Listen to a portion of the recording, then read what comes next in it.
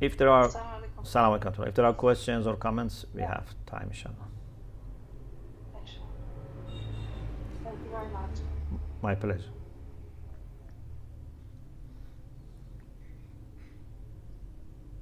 Okay, there's a question, Sister Ruqayya. Can you Yes. Yeah. Yes. Assalamu alaikum, Sheikh. Alaikum assalam wa rahmatullah. How are you, sister? I'm good, alhamdulillah. Thank you so much. My Very, pleasure. very beautiful, especially on that ending note of Imam Husayn allowing us to participate in his musibah. That's a very different perspective, very new to me. So, alhamdulillah, thank you for that. Alhamdulillah. I have a question about, so maybe I just say it in two parts. One is, can you perhaps help us understand whether there is a difference or there's a connection between liqa'ullah and wajhullah? So that's one. I was reflecting on Dua Kumel, when it says, وَبِوَجْهِكَ الْبَاقِي بَعْدَ فَنَاءِ كُلَّ شَيْءٍ. And I'm really wondering what this means in terms of wajhullah and if there's a connection to liqa'ullah. Because in my very small brain, I'm trying to see fana means the end, sort of like when there's nothing else. Does that necessarily mean emptiness, or does that mean unity, when you see and you feel nothing else but Allah? That's the only thing that is evident and existing. Is that what the wajh that will be left is when there's total complete unity? And does that happen also in this life, or is that something that's to be experienced in the hereafter? Thank you very much.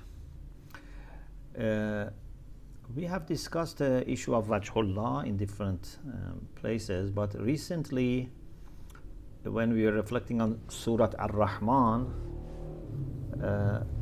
I tell you the exact ayah. Yes, ayah 26 and 27.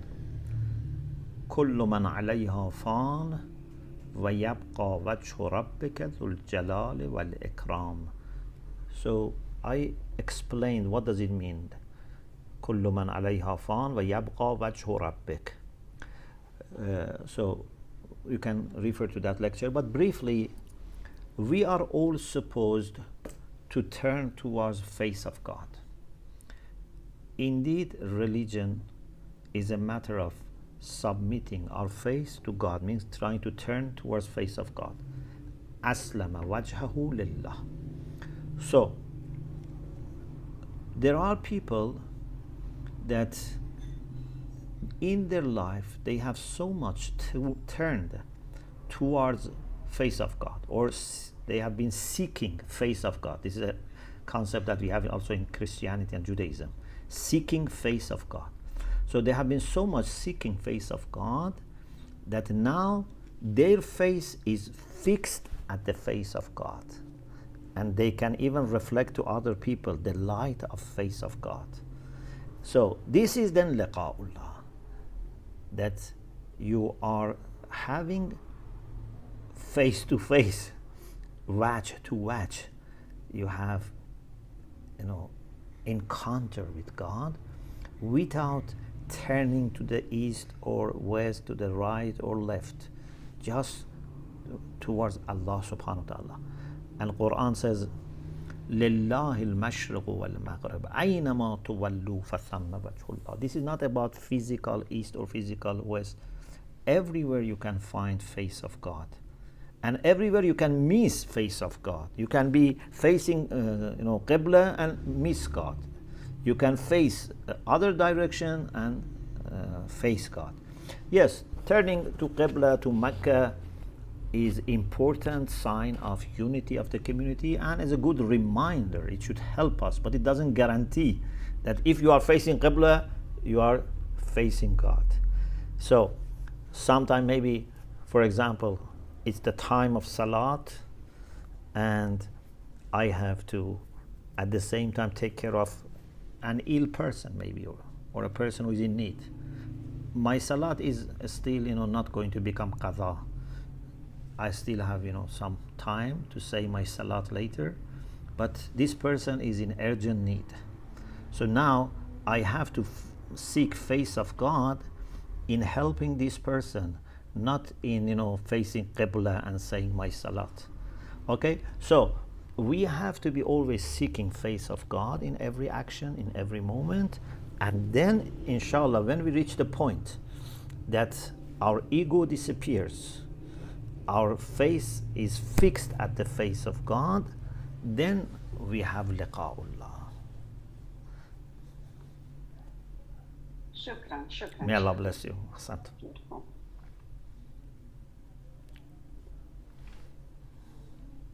Assalamu alaikum.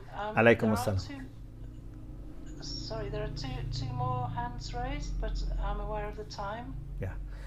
Maybe quickly we can address them, inshallah. Okay. So Sister Camilla, In case could you?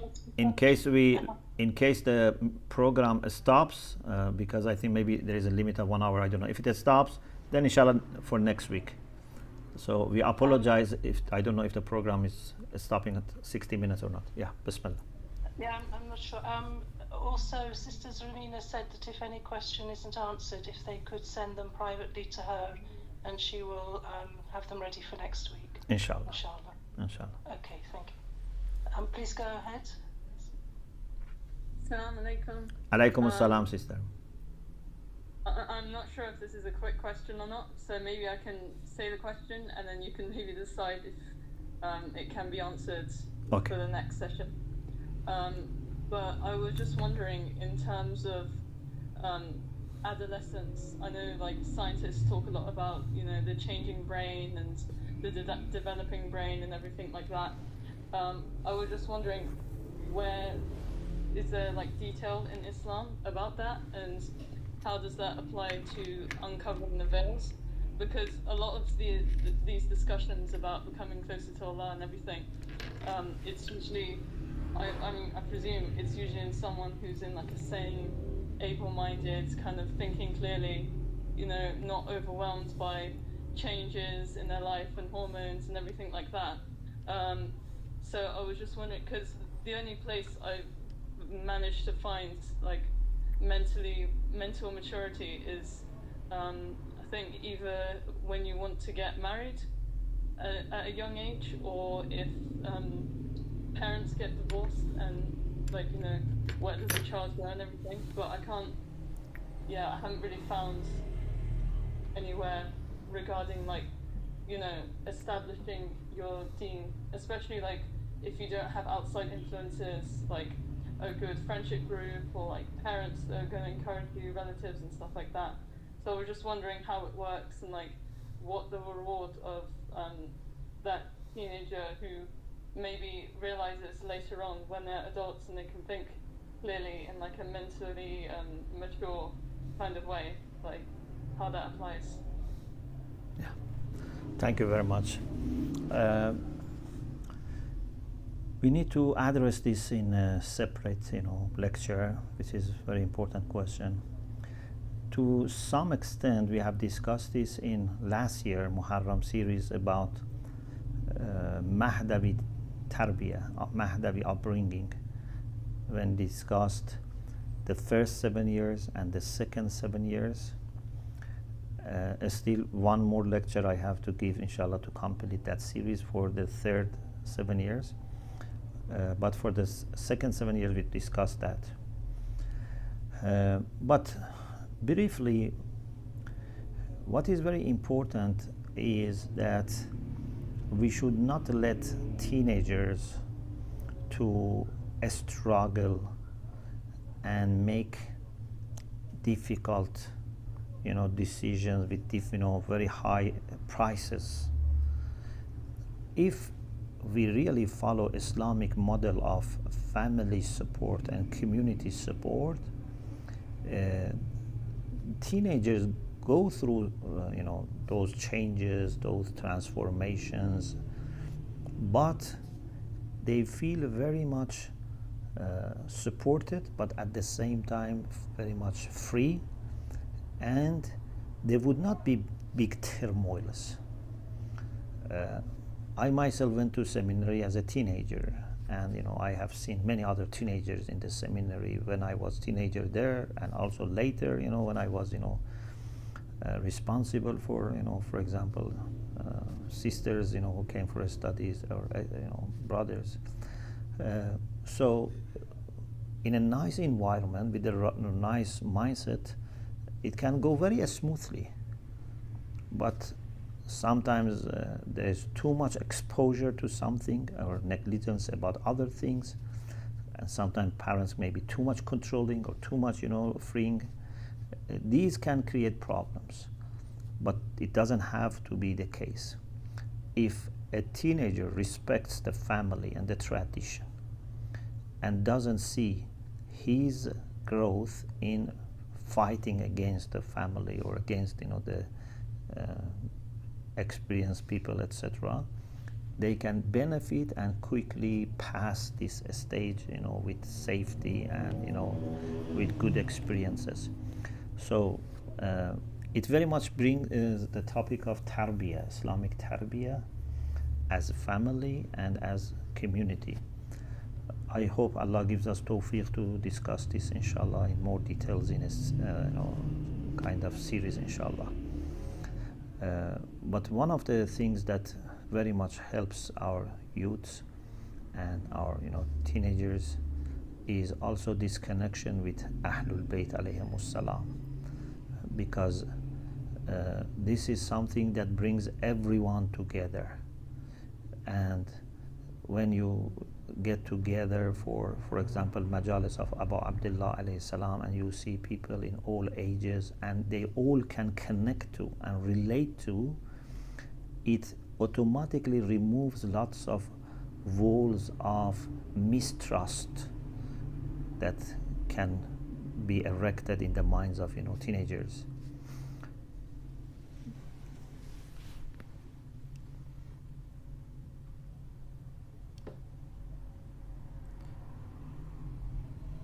Thank you, Sheikh. My pleasure. Is there time for another question? One more question, yeah, because I have another lecture. Yeah. Yes, of course. Yeah. Sister Sakina, I think. Assalamu alaikum. Alaykum assalam wa rahmatullah. Thank you, Sheikh, for the class. My pleasure. You mentioned something very obvious and important, is that Rasulullah sallallahu alaihi wasallam and the Awliya Allah are, we follow their teachings, and then they also exemplify those teachings. But one thing I noticed from a lot of people is when you say like, oh, remember the Imam said this, or Rasulullah did this, or say the Fatima was like this, they say, oh, but those are those people. They're really special. Like, I can't act like that. I can't reach that. For they don't really take them as an example. Like, even within my family, who I want to be able to influence what they do, not just like anyone in the community. How do you deal with this kind of attitude? Like, what's a good rebuttal? Mm-hmm. For me, it's very obvious. I guess for some people, they, especially if they're feeling very lowly, then they say like, no, like I can't be that way. Or even if you say like, these are, this is the haqq of this person or that person because, Imam Ali observed, say, the Fatima's haqq this way, or Rasulullah sallallahu alaihi wasallam observed the haqq of his daughter this way, or different things. Then people say like, no, now you're comparing yourself. Yeah. Inshallah, I will mention. Thank you. I will mention a hadith. Inshallah, next session. This is a hadith in the book. Imam Sadiq alayhi salam says, "Nahnu subbar wa shi'atuna asbaru minna." He says, we are patient, but our Shia are more patient than us. If Imam doesn't explain himself, maybe we don't understand. What does it mean? We are more patient than Imam. Then he says, لَأَنَّا نَصْبِرُ عَلَى مَا نَعْلَمُ وَهُمْ يَصْبِرُونَ عَلَى مَا لَا يَعْلَمُونَ. He says, we are patient, but we know what happens. they are patient, but they don't know. So they are also suffering, they are also patient, but they have reached a point that because they have yaqeen, they can be 100% sure that my patience is not wasted. They are 100% sure that at the same time that they suffer, they are surrounded by angels. The love of Allah is more than ever embracing them. But we sometimes, are in hardship and we think we are neglected. Allah doesn't care about us. And we don't think there is any angel here. There is no any light here. There is no any way out here. So, but still we trust Quran. We trust Ahlul Bayt. We say, okay, Alhamdulillah. We are patient. So Imam Sadiq says we are patient, but our Shia are more patient in the sense that some kind of hardship, some kind of like stress and anxiety that the Shia who are patient experience, they don't experience this. But not because they are of different nature. No, because we can also be like them at a high level of iman and trust in Allah subhanahu wa ta'ala, so that we don't also get that kind of stress, etc. So it's like, for example, a person who has climbed a mount 100 times. He takes us with him. We get very stressed. He doesn't get stressed. But it doesn't mean that he, for the first time also, was given all the things that and power that he has now. Ahlul Bayt had their own hardship. Ahlul Bayt had their own, training. Even we say to Lady Fatima, امتحنك الله الذي خلقك قبل أن يخلقك فوجدك لما امتحنك صابرة. So she was tested even before she was born. Allah tested in His eternal knowledge, is this lady going to be sabira, is going to be patient or not? So they have to also endure hardship. They have to have their sufferings, but they don't remain stressful. They don't remain, squeezed and pressurized up to the end. They reach the point which we can reach, that you show that a human being can transcend hardship, go through hardship and not be affected by that. What even today, we see that there are people that, like for example our brothers and sisters in Palestine, we can see that the level of suffering is unimaginable, but the strength that they show, the yaqeen that they show, makes it possible for them to endure. Otherwise, all of them should by now have died out of heart attack or be put in on high dosage of anti depression medicine, etc. They have just to cry day and night, but they have achieved that elixir. So Ahlul Bayt are not given by Allah their position without hardship, without suffering. But yes, they have now reached the point of being immune, and which we can also reach. We can reach the point that we are now immune. We are not affected by hardship. We are not affected by, we can even thank for hardship. Allahumma laka alhamdu hamda shakirina laka ala musabihim. So we can thank Allah for our hardship. It's like a person, for example, who is memorizing the Quran. Ask everyone, please ask me question, please challenge me. It helps me to refresh my memory. He wouldn't mind people ask him question. He goes to different places, even comes on TV, say, ask me question. So if you are not prepared for that, every question that they ask you, you get stressed, even you forget basic things.